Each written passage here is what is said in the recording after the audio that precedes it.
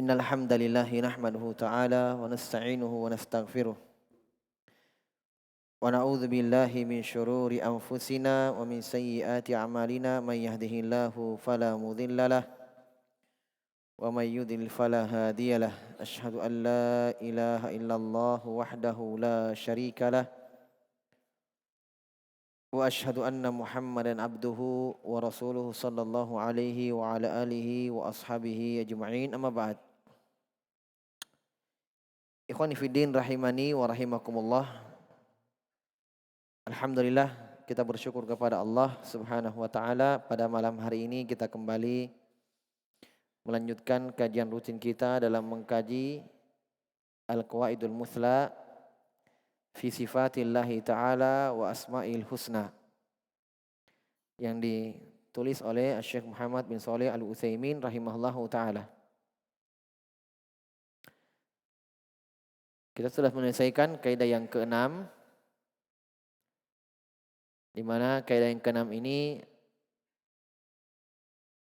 yaitu seorang ketika menetapkan sifat-sifat Allah Subhanahu wa taala, maka dia menjauhi dua perkara, yaitu at-takyif, at-tamtsil dan at-takyif.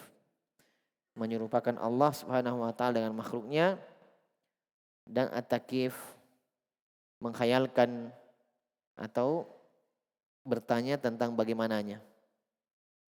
Dan ini sudah dijelaskan oleh beliau rahimahullahu taala tentang kebatilannya.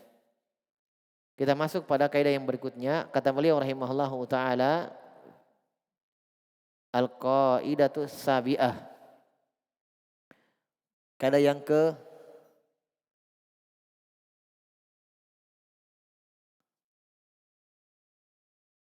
ketujuh.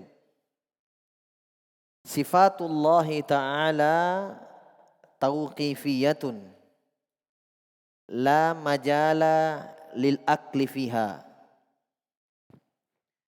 Fala nuthbitu lillahi ta'ala minas sifati illa ma dallal kitab was sunnah ala thubutihi. Kaidah yang ketujuh, kata beliau rahimahullahu ta'ala, dan ini kaidah yang terakhir dalam kaidah sifat-sifat Allah. Kaidah yang ketujuh adalah sifat-sifat Allah Subhanahu wa ta'ala tauqifiyah. Ini sebagaimana tentang nama-nama Allah tauqifiyah. Sudah kita jelaskan, tauqifiyah maknanya terbatas pada dalil. Ya. Hanya terbatas pada dalil. Kita tidak boleh menentukan, ya, hanya dengan menganggap itu mungkin baik, ya, dengan istihsanat atau dengan hal-hal yang lain, tidak bisa. Kemudian yang kedua, kita tidak bisa pakai kias, ya, disamakan karena mirip. Oh, kalau Allah bersifat dengan sifat ini berarti sifat ini juga karena sama. Itu tidak bisa kita tentukan kecuali dengan dalil Al-Quran dan Sunnah. Jadi sifat-sifat Allah Subhanahu wa ta'ala tauqifiyah. Jadi kalau dengar kata tauqifiyah, jelas ya. Sama juga ibadah tauqifiyah. Kalau kita dapatkan dalam istilah ahli usul, istilah ahli fikih, kadang mereka katakan al-ibadatu tauqifiyah. Ibadah ada tauqif. Tauqifiyah maksudnya, ya, dari Allah Subhanahu wa ta'ala pensyariatannya. Kita tidak boleh memakai ibadah itu dengan pendalilan kias. Makanya tidak ada ibadah dikiaskan. Tidak boleh dikiaskan ibadah. Ya. Misalnya salat tahiyatul masjid 2 rakaat. Oh, berarti ada juga 2 rakaat salat tahiyatul rumah. Masuk rumah tahiyat 2 rakaat. Kita samakan, sebagaimana masjid itu ada tahiyatul masjid, penghormatan terhadap masjid. Oh, masuk rumah juga ada 2 rakaat. Itu namanya kias, kita samakan. Itu tidak boleh ibadah seperti itu. Paham ya makna tauqifiyah? Nah, sifat-sifat Allah juga tauqifiyah. La majala lil akli fiha. Tidak ada tempat untuk akal di dalamnya. Tidak ada tempat untuk akal di dalamnya. Fala nuthbitu lillahi ta'ala. Maka kita tidak boleh mensifatkan, menetapkan untuk Allah subhanahu wa ta'ala dari sifat-sifat illa madalla alkitab was sunnatu ala thubuti, kecuali yang ditunjukkan oleh Al-Quran, Alkitab was sunnah ala thubuti, akan tetapnya sifat itu. Sebagaimana Nabi SAW tidak mensifatkan Allah subhanahu wa ta'ala dengan sifat-sifat, tidak menamakan Allah dengan nama-nama, kecuali Allah wahyukan. Ya kan? Tidak ada dari Nabi SAW, Nabi sifatkan Allah, melainkan wahyu itu. Apalagi kita sebagai umat Nabi SAW, kita mau mensifatkan Allah subhanahu wa ta'ala yang tidak datang keterangannya dalam Al-Quran. Qala al-imamu Ahmadu rahimahullahu ta'ala, la yusofullahu illa bima wasofa bihi nafsahu. Allah tidak disifatkan kecuali dengan apa-apa yang Allah sifatkan dirinya dengannya. Aw wasofahu bihi rasuluh, atau yang dengan disifatkan dengannya Nabi sallallahu alaihi wasallam. La yatajawazul Qur'an wal hadis. Ya, la yutajawazul Qur'an wal hadis. Tidak boleh ya melewati atau melampaui Al-Qur'an dan hadis. Jelas ya? Al-Qur'an dan hadis tidak boleh dilewati, dilampaui, didahului. Ya. Dan kata beliau, lihatlah, baca kembali kaidah yang kelima. Unzur al-qaidatul khamisata fil asma. Sama sebelumnya. Ya, kaidah yang kelima dalam nama-nama Allah. Di situ dijelaskan juga sama bahwa nama-nama Allah juga tauqifiyah. Walidilalatil kitabi was sunnati ala thubutis sifah. Salah satu aujuh. Dan dengan dalil Al-Quran dan Sunnah, penetapan sifat-sifat itu tiga sisi. Tiga metode Al-Quran atau tiga metode Sunnah Nabi ketika menyebutkan sifat-sifat Allah. Ini penting ini. Jelas ya? Bagaimana datangnya sifat itu dalam Al-Quran? Apakah datang dalam bentuk sifat saja? Atau bagaimana? Ini ada tiga. Jadi sifat-sifat Allah diambil dari tiga. Atau kita bahasakan dengan bahasa lain, tiga metode Al-Quran dan Sunnah ketika memaparkan atau menyebutkan sifat-sifat Allah. Pertama, al-awwal, at-tasrihu bis-sifah. Tasrih artinya langsung atau terang-terangan, tasrih ya, menyebutkan sifatnya langsung. Secara tasrih, secara jelas. Memang disebutkan sifatnya langsung. Seperti apa? Izzah. Dalam Al-Quran, walillahil izzatu walirasulihi walil mu'minin. Ya, walillahil izzatu. Untuk Allah itu izzah. Kemuliaan, keperkasaan.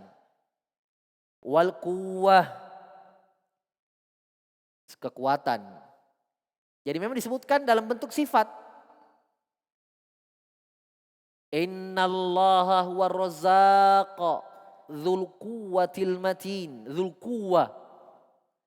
Allah Subhanahu wa taala Maha memberikan rezeki. Ar-Razzaq dzul quwwatil matin. Pemilik kekuatan yang sangat kuat. Ya, jadi langsung disebutkan sifatnya. Apalagi rahmah. Kataba ala nafsihir rahmah. Allah tetapkan untuk dirinya sifat rahmah. Langsung menyebutkan sifatnya. Wal batosh, siksaan. Inna batosha rabbika lasyadid. Kata Allah, sungguh siksaan Rabbmu sangatlah keras. Wajah, wal wajhi.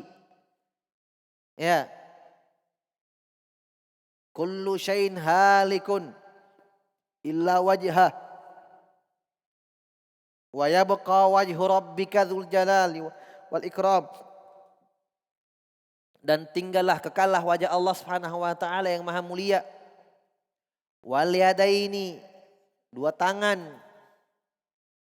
Jadi langsung disebutkan sifatnya langsung. Paham ya? Wa nahwiha, dan yang semisalnya. Paham sampai sini ya? Taib. Asani, kadang tadommunul ismilaha. Kadang sifat diambil dari kandungan nama. Sifat-sifat Allah Subhanahu wa taala diambil dari penyebutan nama, Asmaul Husna.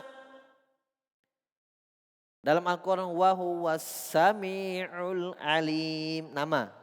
Dialah Allah yang maha mendengar lagi maha mengetahui. Berarti dalam dua nama itu kita ambil sifat ilmu, pendengaran dan pengetahuan, ilmu. Pendengaran dan ilmu.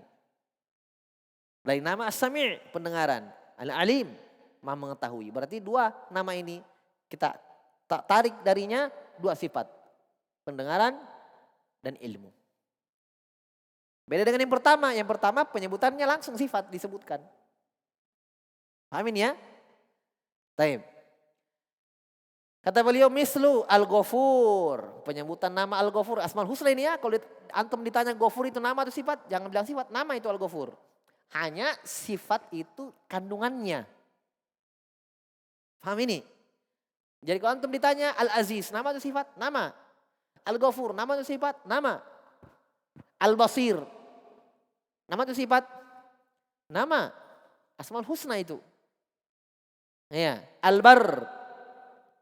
Innahu huwal barrur rahim. Yang maha baik. Bar. Al-Bar. Nama. Al-Latif. Nama. Al-Ghafur juga nama. Paham ya? Hanya bisa kita ambil dari situ sifat. Dari mana? Tadomunnya. Ini tadi. Tadomunnya. Kandungannya. Paham ya? Mutadamminun lil maghfirah. Nama Allah Al-Ghafur terkandung di dalamnya ya, mengandung sifat al-maghfirah, ampunan. Ampunan. Was-sami'u. Nama Allah yang maha mendengar artinya.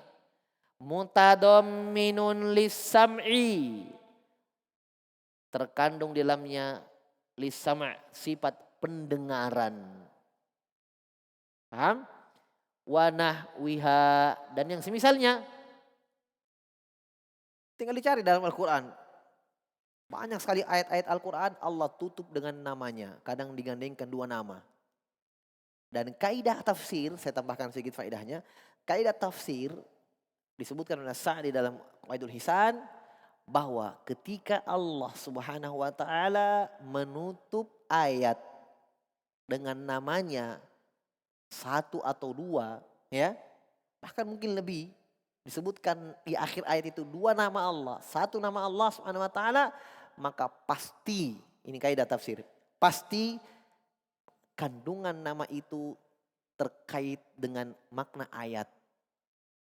Apakah ini ayat tentang khobar-khobar Nabi dan Rasul sebelumnya, ataukah ayat ini di dalamnya tentang hukum-hukum syariat, perintah sholat apa dan semisal itu misalnya, ya, atau misalnya ayat itu tentang akhlak, atau misalnya ayatnya tentang siksaan orang-orang kafir di dalam neraka nanti, ancaman-ancaman. Maka kalau ada pada akhir ayat tersebut nama-nama Allah, itu pasti erat kaitannya. Paham? Saya contohkan. Ketika Allah Subhanahu wa taala menyebutkan tentang siksaan orang-orang kafir. Innal ladzina kafaru, dalam surah An-Nisa, bi ayatina saufa nuslihim nar kullama nadijat juluduhum baddalnahum juludan ghairaha liyadzuqul adzab Innallaha kana azizan hakima. Kata Allah, sungguh orang-orang yang kafir kepada ayat-ayat kami, mereka akan masuk ke dalam neraka jahanam.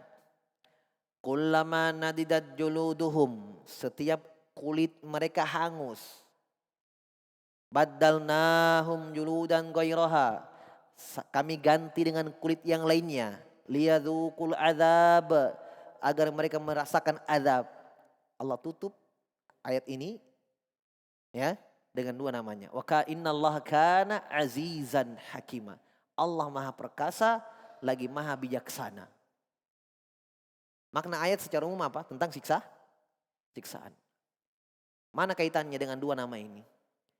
Allah menyiksa mereka, mampu menyiksa mereka karena Allah Maha Perkasa, Maha Menguasai.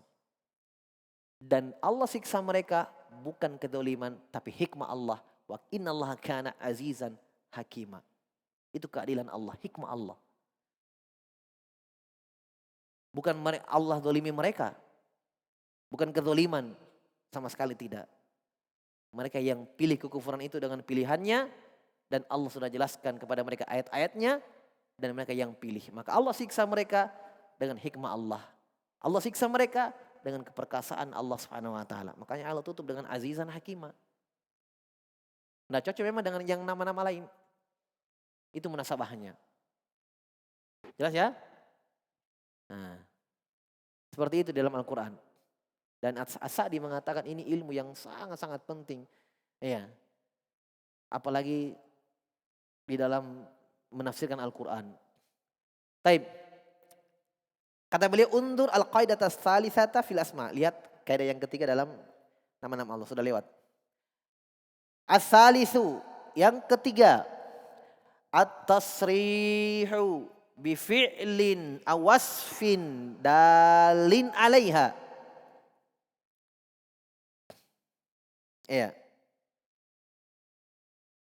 Dengan menjelaskan, menyebutkan secara jelas perbuatan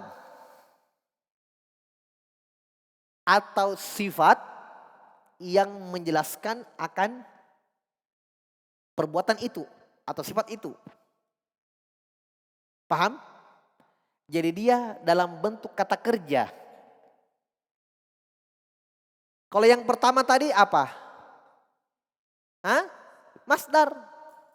Kuwah. Iya, al-kuwah, al-ilmu, al-basar, as-sam'u. Iya kan? Disebutkan sifatnya langsung. Ar-rahmah. Yang kedua, sifat itu diambil atau disebutkan dalam bentuk nama. Kalau yang ketiga, kata kerjanya. Itu sifat juga. Diambil dari kata kerja itu sifat. Paham? Iya. Di dalam Al-Quran Allah Subhanahu wa ta'ala berfirman, qad sami'allahu qaulal ladzina qalu. Qad sami'allahu qaulal lati tujadiluka fi zawjiha wa tashtaki ila Allah.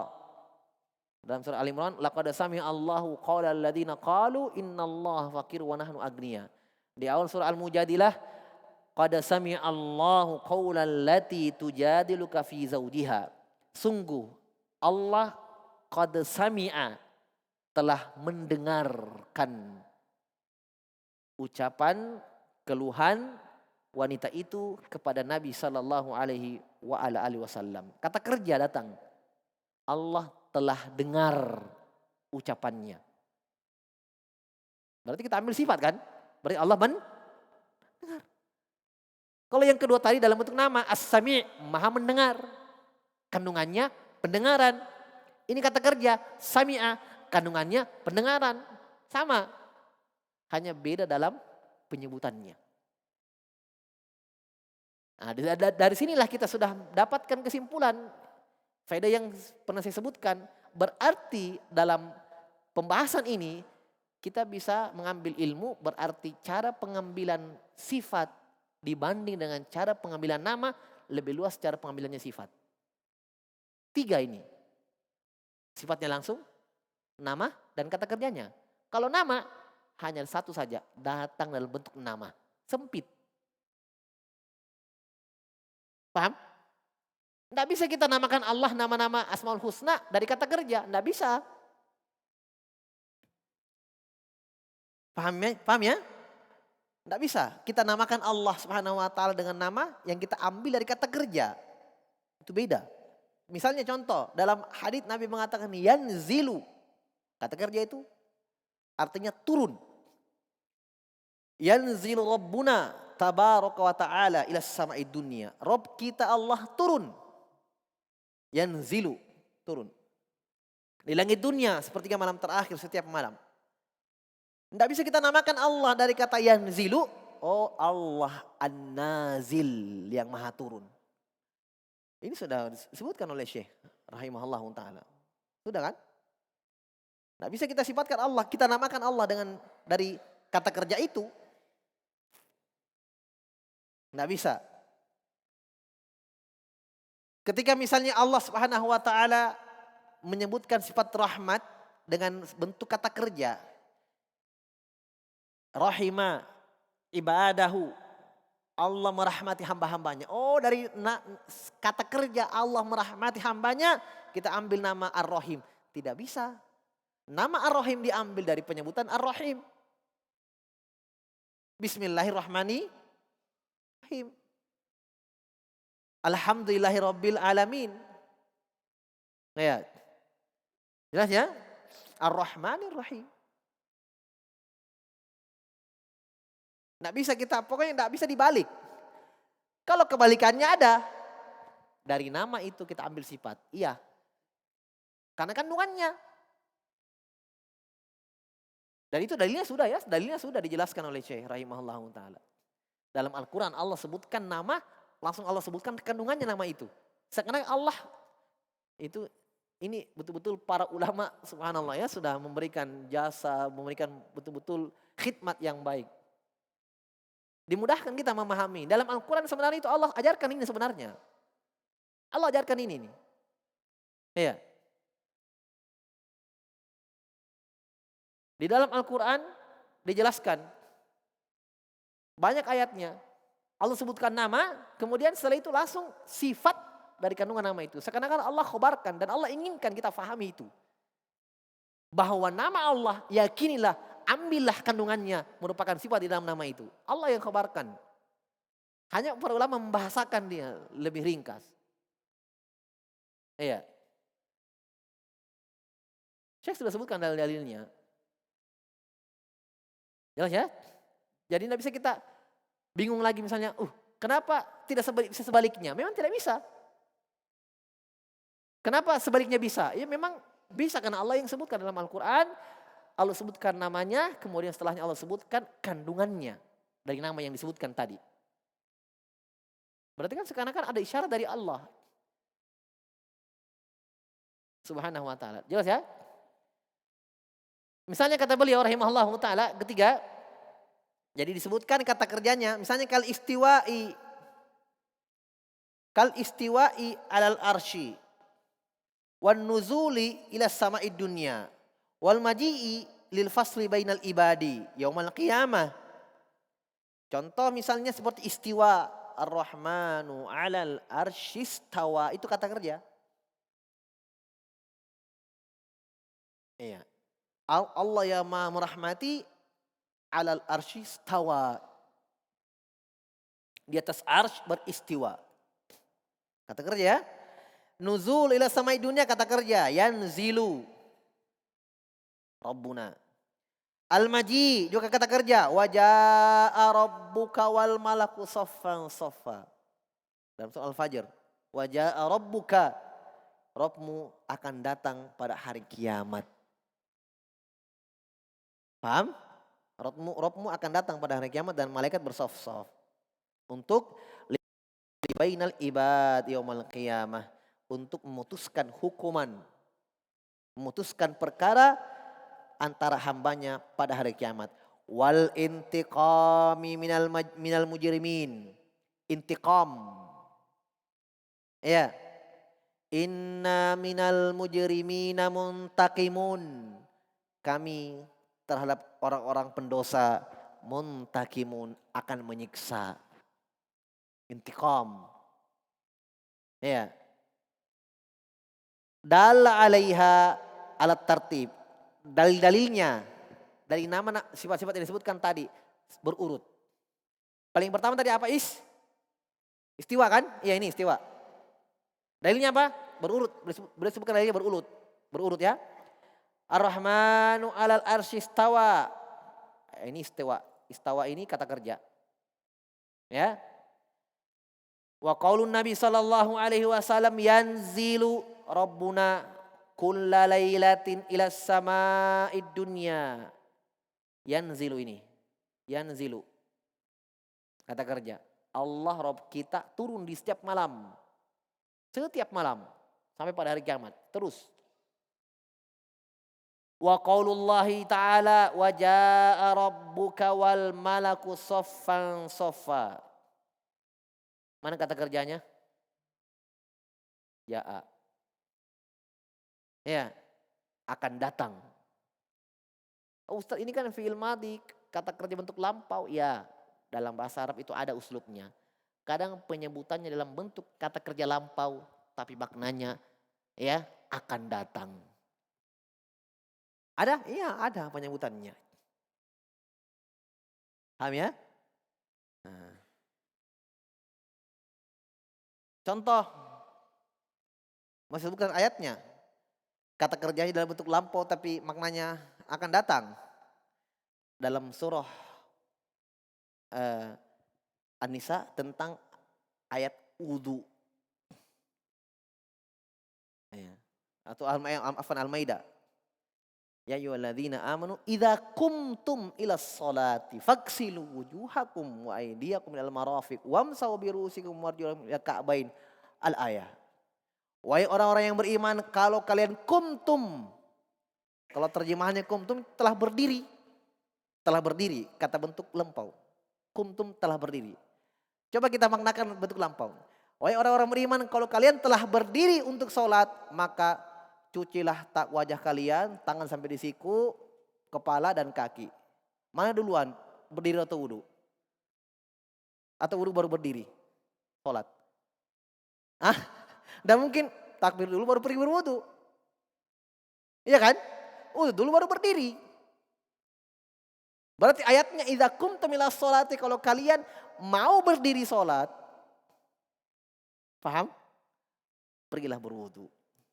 Padahal kata kerjanya bentuk lampau. Tapi maknanya adalah akan datang. Nah, itu ada penggunaannya dalam bahasa Arab. Makanya belajar bahasa Arab. Taib. Jaa kan bentuk lampau, telah datang. Allah belum datang pada hari kiamat. Belum terjadi hari kiamat. Iya kan? Belum terjadi. Datangnya ini di mana Allah Subhanahu wa taala? Yaumul akhirah, pada hari kiamat. Datang di depan seluruh makhluknya untuk memberikan hukuman. Disaksikan. Jelas ya? Bahkan malaikat pun datang semuanya, tidak ada tersisa. Walaupun Jibril. Semuanya malaikat datang bersof-sof. Kenapa? Ini al-malak pakai alif lam. Paham? Al-malak itu artinya malaikat satu. Jamaknya malaikatun. Paham? Jadi malakun satu malaikat, malaikatun banyak malaikat. Tapi di sini pakai alif lam. Ini alif lamnya. Alif lam di sini alif lam istighraqiyah jinsiyah. Istighraqiyah. Masuk istighraqiyah artinya memasukkan semua makna yang terkandung di dalam kata itu walaupun bentuk tunggal. Berarti bermakna jamak. Bahkan dia lebih jamak daripada bentuk jamak kalau pakai alif lam. Habis semuanya masuk ke dalam. Enggak ada tersisa. Makanya artinya ayat ini maknanya akan datang Allah pada hari kiamat dan seluruh malaikat tanpa tersisa. Semua malaikat datang. Mau malaikat rahmat, mau malaikat adab, semuanya. Makhluk sini semua berkumpul. Jelas ya? Nah. Makanya dikatakan sofan sofa. Sof-sof. Makanya kalau orang tidak paham bahasa Arab bingung dia pasti ini. Kok malaikat satu soft-soft? Tahu yang sofa-sofa? Dari kata soft, bersoft-soft. Malaikat, rapi. Kok satu tapi soft-soft? Nah, berarti alif lam di situ itulah tadi istighraqiyah. Masuk semua malaikat di dalamnya. Bahkan itu lebih mencakup daripada kalau diletakkan dalam bentuk jamak. Lebih mencakup ini. Paham ya? Nah, jadi memang itu di dalam bahasa Arab ada kata-kata yang bentuk tunggal. Didatangkan dalam bentuk tunggal tapi kalau dia masuk dalam satu kaidah, ada kaidahnya, maka dia bermakna jamak. Sama kalau tunggal disandarkan. Bentuknya diidofahkan. Seperti wa in ta'uddu ni'matallahi la tuhsuha. Nikmat itu satu nikmat artinya. Kalau jamaknya nikmat, ni'amun. Banyak nikmat. Kata Allah, kalau kalian ingin menghitung nikmatnya Allah, disandarkan kepada Allah kan, ada penyandaran. Kalian tidak akan menghitungnya. Kalau satu untuk apa dihitung? Tidak bisa, untuk apa dihitung satu? Kalau nikmat satu, kan bentuk tunggal nikmat. Allah nak katakan wa in ta'uddu ni'amallah. Kalau kalian ingin menghitung nikmat-nikmat Allah, bentuk tunggal disebutkan. Tapi maknanya apa? Semua nikmat. Kenapa? Disandarkan dengan pemiliknya. Makanya terjemahannya, kalau kalian ingin menghitung nikmat-nikmat Allah, la tuhsuha, kalian tidak bisa untuk membilangnya. Masya Allah. Padahal bentuk tunggal. Jelas ya? Kaidahnya mufradul mudhaf ta'um. Mufrad mudhaf ta'um. Umum cakupannya. Baik, ini lagi alif lam. Wa qauluhu ta'ala astagfirullah.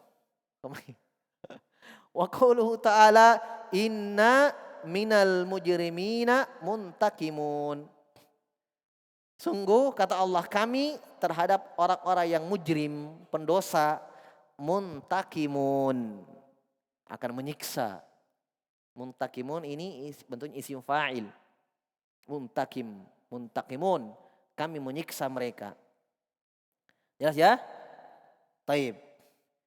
Jadi ini selesai, sudah kaidah yang ketujuh, dan ini akhir dari pembahasan kaidah tentang sifat-sifat Allah Subhanahu wa ta'ala. Taib. Jadi kesimpulannya, jadi bab tentang pembahasan sifat-sifat Allah lebih luas. Ada lagi yang lebih luas daripada sifat-sifat Allah, tentang pengkhabaran, al-akhbar. Nah, ini bukan sifat untuk Allah, hanya dikhabarkan. Misalnya kita katakan Allah zat. Allah ada, maujud. Ya. Allah Subhanahu wa ta'ala syai', sesuatu.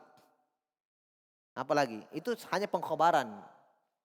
Dan itu tidak salah itu. Hanya bentuk mengkhabarkan, bukan bentuk pensifatan untuk Allah. Ya?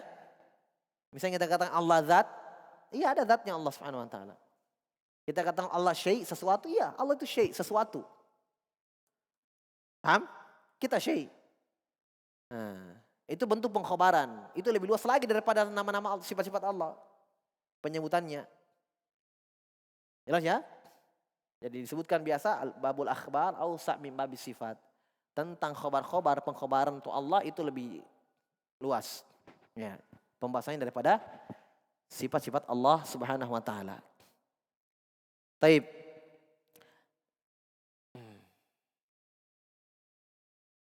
Selesai ya? Belum adzan? Belum. Kita ambil sedikit ini ya, kaidah. Jadi kita sudah 2 bab selesaikan. Bab tentang nama-nama Allah sudah selesai. Kaidah tentang sifat-sifat Allah sudah selesai. Sekarang bagian ketiga, dan ini bab terakhir.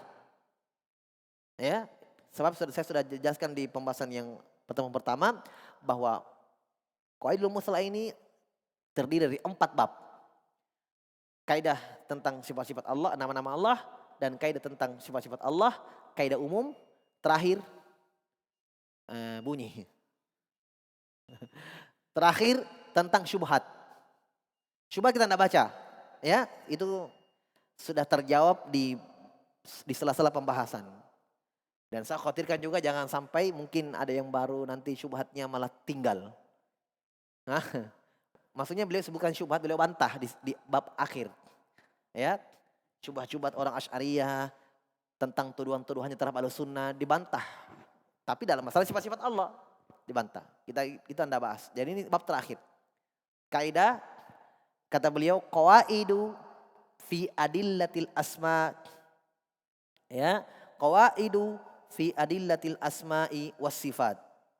Kaidah-kaidah dalam berdalil. Nah, dalam berdalil untuk nama-nama Allah Subhanahu wa taala. Jadi ada kaidah-kaidahnya dalam berdalil. Ya. Bagaimana mengambil pendalilan atau bagaimana berdalil dengan ayat untuk nama-nama dan sifat-sifat Allah Subhanahu wa taala.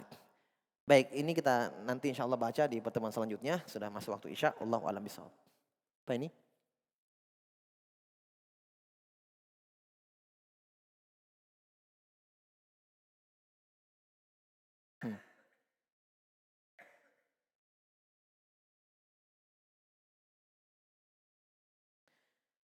Ya, ini tentang takdir sebenarnya yang ditanyain, hanya jodoh. Kami sering ditanya sama teman kami perihal masalah jodoh. Apakah jodoh itu orang yang dinikahi? Bagaimana dengan orang yang bercerai? Apakah dikatakan tidak berjodoh? Kami kadang bingung juga untuk menjelaskannya. Mohon dijelaskan Ustadz definisi jodoh yang sebenarnya seperti apa dan bagaimana dengan kasus seperti perceraian itu.